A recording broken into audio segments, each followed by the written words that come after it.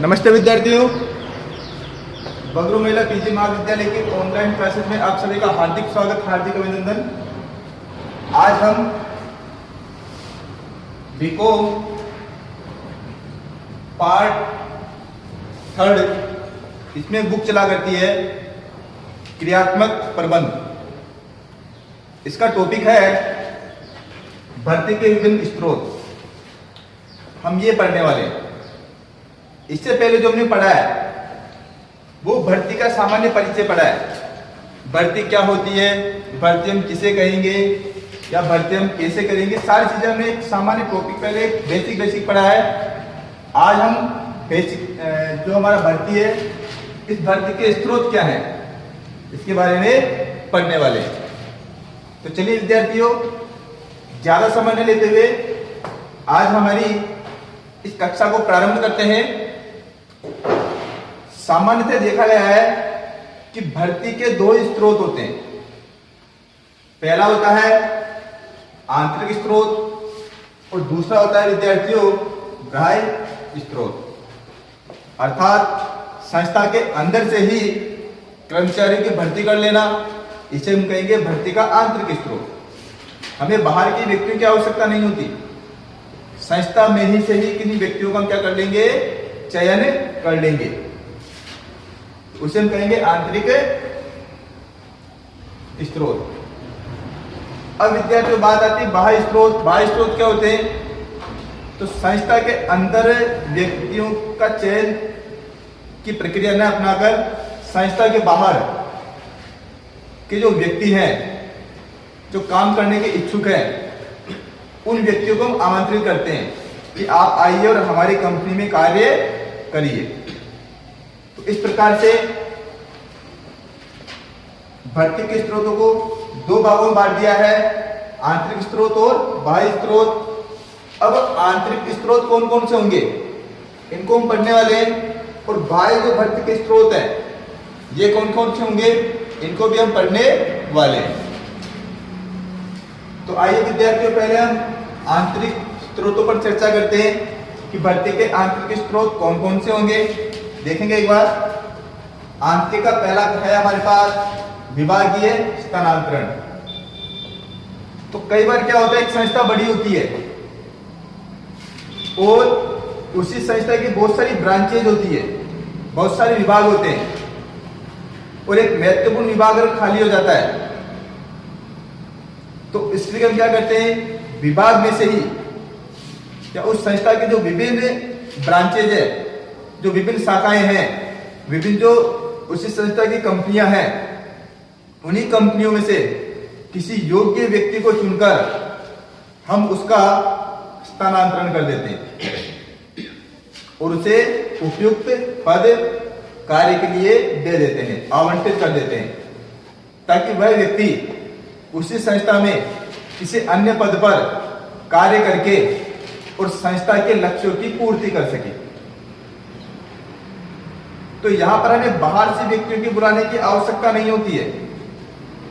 विद्यार्थियों, इस आंतरिक स्रोत जो है, इसका जो पहला है विभागीय स्थानांतरण, अर्थात एक विभाग से दूसरे विभाग में व्यक्ति का या कर्मचारी का या अधिकारी का स्थानांतरण कर देना, ताकि हमारा कार्य जो है अनवरत चलता रहे।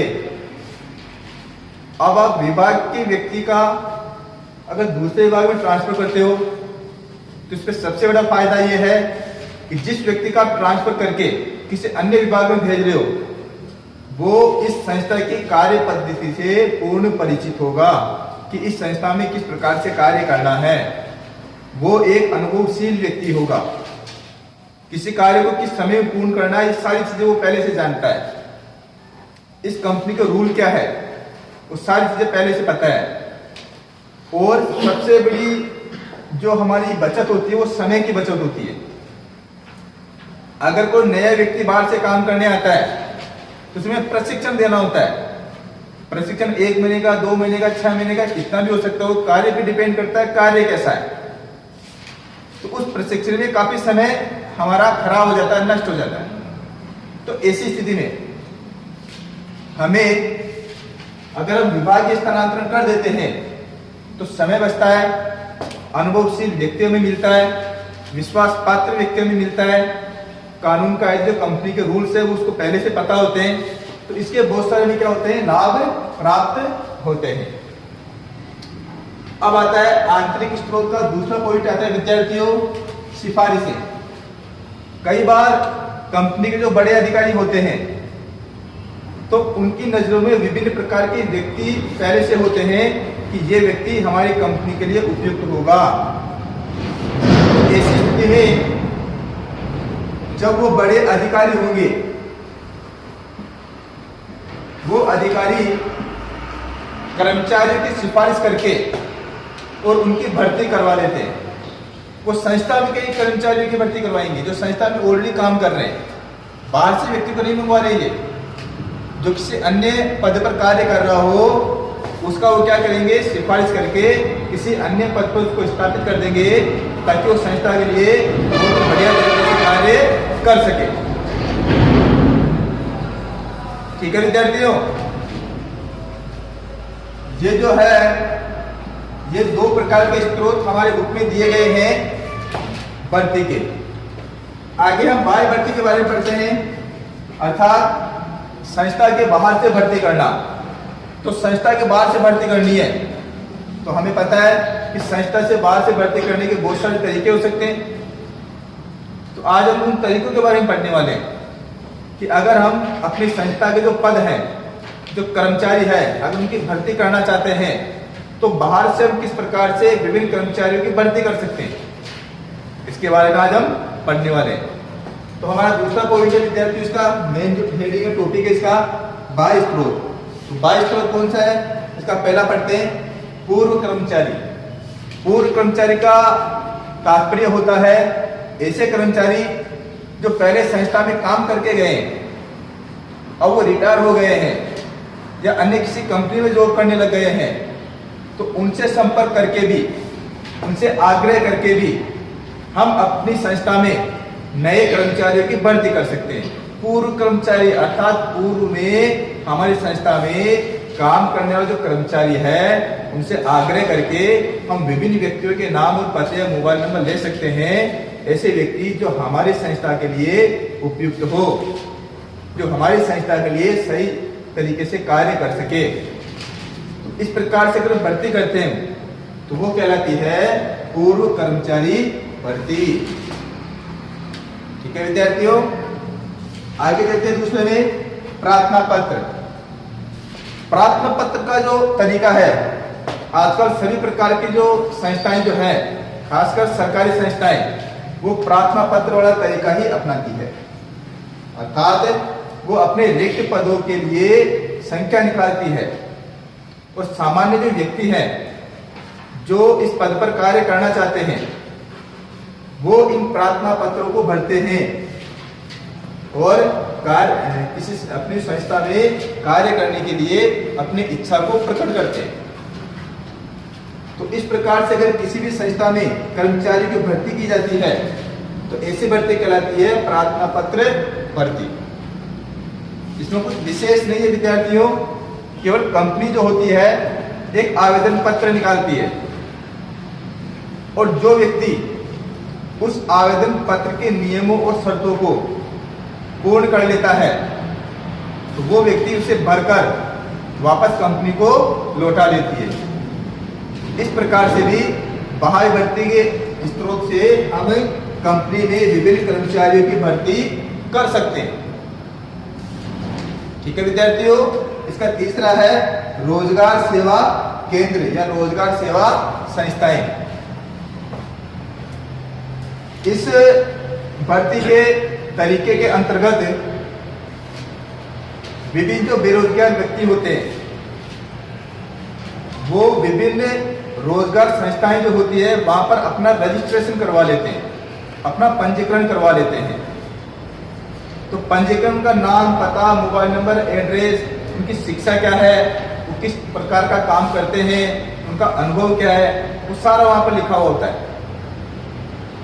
तो विभिन्न संस्थाओं को जब कर्मचारी की आवश्यकता होती है तो वो जो कंपनियां होगी, संस्थाएं जो होगी, वो रोजगार सेवा केंद्र वाले व्यक्तियों से, अधिकारियों से संपर्क करती है कि हमें इस पद के लिए इतनी व्यक्तियों की आवश्यकता है। फिर रोजगार संस्थाएं जो होती है उन कंपनी के अधिकारियों को उनका नाम पता और डिटेल दे देती है। फिर ये कंपनी का दायित्व बनता है कि वो विभिन्न व्यक्तियों से संपर्क करे। तो इस प्रकार से भर्ती भी हो जाती है। आवेदन पत्र की ज्यादा प्रक्रियाओं भी हमें नहीं अपनानी होती, संस्था का भी काम हो जाता है और बेरोजगार व्यक्तियों को कार्य भी मिल जाता है। तो इस प्रकार से बहुत सारी जो समस्याएं होती है इस तीसरे पॉइंट से सॉल्व हो जाती है। ठीक है विद्यार्थियों, इसका चौथा पॉइंट है विद्यार्थियों, ध्यान रहे हम भर्ती के बाह्य स्रोत पढ़ रहे हैं, उस बाह्य स्रोत का हम चौथा पॉइंट पढ़ रहे हैं।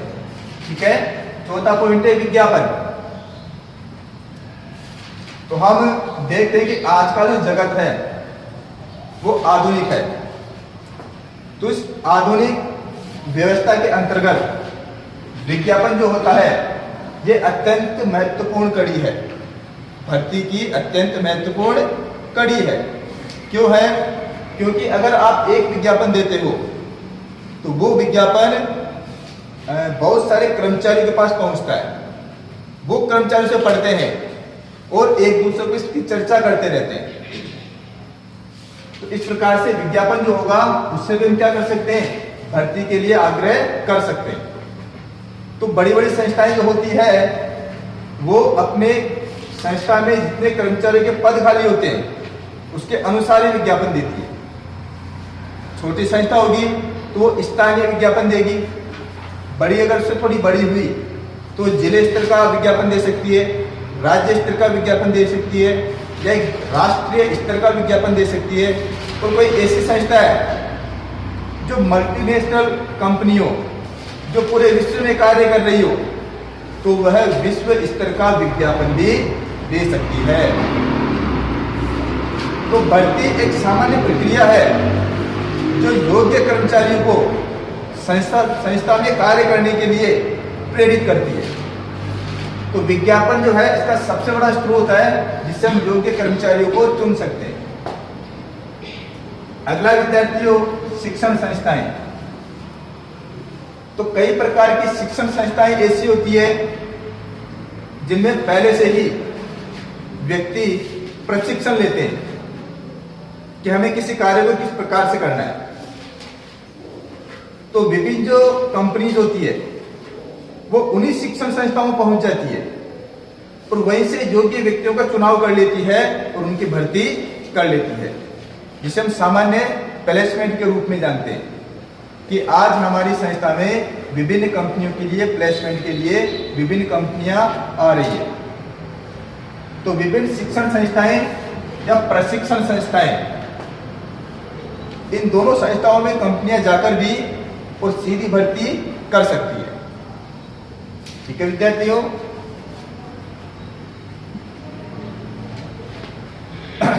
अब आती है प्रतिस्पर्धी संस्थाएं।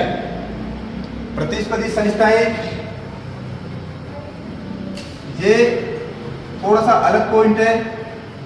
ये वो संस्थाएं होती है, दो कंपनियां अगर समान रूप से एक ही प्रकार का कार्य करती है तो इन दोनों में प्रतिस्पर्धाएं रहती है।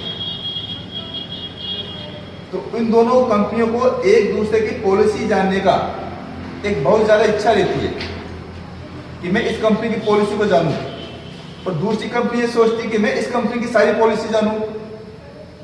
तो वो संस्थाएं क्या करती है, एक दूसरे कर्मचारी को लालच देती है कि आप आइए, अगर वो आपको 50,000 रुपये की सैलरी दे रहा है तो हम आपको 70,000 की सैलरी देंगे, आप हमारी कंपनी में आइए। ताकि वो कार्य के हिसाब से नहीं आएगा वो, बल्कि उस कंपनी की सारी पॉलिसी भी साथ में लेके आएगा कि वो कंपनी किस प्रकार से कार्य करती है, वो कंपनी किस प्रकार से अपना स्टेटस जो मार्केट में बनाए रखा हुआ है इसने। तो इस प्रकार से हम भी क्या कर सकते हैं, संस्थाओं विभिन्न कर्मचारियों की भर्ती कर सकते हैं। इसका सातवां पॉइंट है विद्यार्थियों, ग्राहकों के कर्मचारी। ग्राहकों के कर्मचारी कहां से गया, हमारी कंपनी जिन जिन व्यक्तियों को माल सप्लाई कर रहे हैं, तो जब हमारी कंपनी विभिन्न छोटी संस्थाओं को या विभिन्न ग्राहकों को माल सप्लाई कर रहे हैं तो हम उनसे भी आग्रह कर सकते हैं कि हमारी कंपनी में ऐसे व्यक्तियों की आवश्यकता है, अगर आपके पास कुछ ऐसे व्यक्ति जो है जो हमारी संस्था में इस पद पर कार्य कर सकते हैं तो आप उन्हें हमारी कंपनी में भेजिए। हम उनका इंटरव्यू वगैरह लेकर हम उसका सिलेक्शन कर लेंगे। तो इससे ग्राहक का विश्वास बना रहता है और विभिन्न कर्मचारियों को नौकरी भी मिल जाती है। इससे प्रॉफिट क्या है विद्यार्थियों? इससे सबसे बड़ा प्रॉफिट है कि कंपनी को किसी भी प्रकार का अतिरिक्त खर्च करने की आवश्यकता नहीं पड़ी और समय पर विभिन्न कर्मचारियों की आवश्यकताओं की पूर्ति होगी। ठीक है विद्यार्थियों, इसका हमारा लास्ट पॉइंट है विद्यार्थियों, अधिकारी क्लब। तो कई प्रकार के ऐसे क्लब होते हैं जहां पर विभिन्न संस्थाओं के अधिकारी एक साथ बैठते हैं, तो आपस में कर्मचारियों को लेकर चर्चाएं करते रहते हैं। जिस व्यक्ति को जिस प्रकार के कर्मचारी की आवश्यकता है, वो व्यक्ति या वो अधिकारी उनसे चर्चा करके, आग्रह करके और अपनी संस्था में भर्ती करवा सकता है। तो विद्यार्थियों, भर्ती के विभिन्न जो स्रोत हैं उनमें मुख्यतः दो ही स्रोत हैं। एक है आंतरिक स्रोत, एक है बाह्य स्रोत। आंतरिक स्रोत जो है उसके अंदर विभागीय स्थानांतरण और सिफारिशें हैं। अब आता बाह्य स्रोत। बाह्य स्रोत के अंदर कुल 8 पॉइंट है विद्यार्थियों। 8 पॉइंट में पहला पॉइंट है पूर्व कर्मचारी, दूसरा है प्रार्थना पत्र आवेदन करके, तीसरा है रोजगार सेवा केंद्र, चौथा है विज्ञापन करके, पांचवा है शिक्षण संस्थाएं या प्रशिक्षण संस्थाएं, छठा है प्रतिस्पर्धी संस्थाएं, सातवां है ग्राहकों के कर्मचारी और आठवां है अधिकारी क्लब। तो इस प्रकार से हमारा भर्ती का जो स्रोत है, जो हमारा टॉपिक है भर्ती का स्रोत, ये समाप्त हो जाता है। अगले वीडियो में हम इसी का आगे पढ़ने वाले हैं। अगर ये वीडियो आपको अच्छी तरह से समझना है, ये टॉपिक अगर आपको गहन रूप से समझना है, तो इस वीडियो को देखने से पहले, इससे पहले जो भर्ती का जो वीडियो बना है, उसे वीडियो को आपको देखना है, समझना और पढ़ना है। ठीक है विद्यार्थियों, धन्यवाद।